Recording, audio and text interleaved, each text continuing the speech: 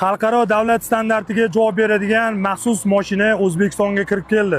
Transport nazorati inspeksiyasining mashinasi ko'ryapsizlar akalar. Maxsus jihozlangan kameralar ishlaydi. Ichida o'ziga kerakli hamma jihozlari bor. Mayorskiy postida turibdi akalar.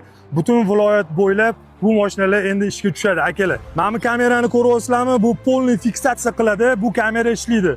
Og'ir yuk ortib olib, akalar abez yo'lidan yurayotgan bo'lsanglar, bu mashinalar sizlarni nazorat qilib ketadi va GAI xodimlariga передавать qilishadi ratsiyadan. GAI xodimlari sizlarni to'xtatib, o'zligisini mashinasidan tarozlarni qo'yib, sizlarni taroziga chiqarib va yukinglarni tortadi. Agar yukinglar davlat standartidan oshiq bo'ladigan bo'lsa, sizlarga katta jarima qo'llaniladi.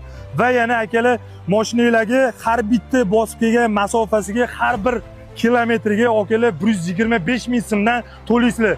Agar qatdan kelayotganinglarni sizlar isbotlab bera olmasanglar, sizlarga 200 kilometrgacha jarima qo'yiladi. 200 kilometr 125 ming ko'paytirsangiz, примерно bir 25 millionlik pul bo'ladi.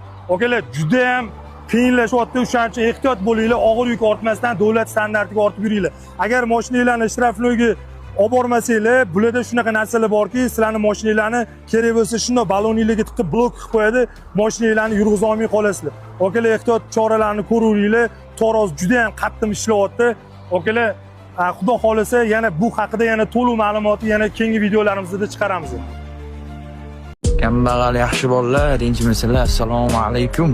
Jigarlar, mashincha qoldi. Yana ozgina sabr. 40 gacha chidading, 41ga ham chidadi jigar. Ya o'zimda o'ylab qarasak bor. Alloh taolo yer yuzini nimaga 6 kunda yaratdi? Bo'ldisa bo'lardi-yu. Bu sen bilan menga insoniyatga ibrat bo'lish uchun. Hamma narsa tez bo'lmaydi. Chut sabr qil jigar. Aravani tortmasang kim tortadi? Aytgan menga shuni.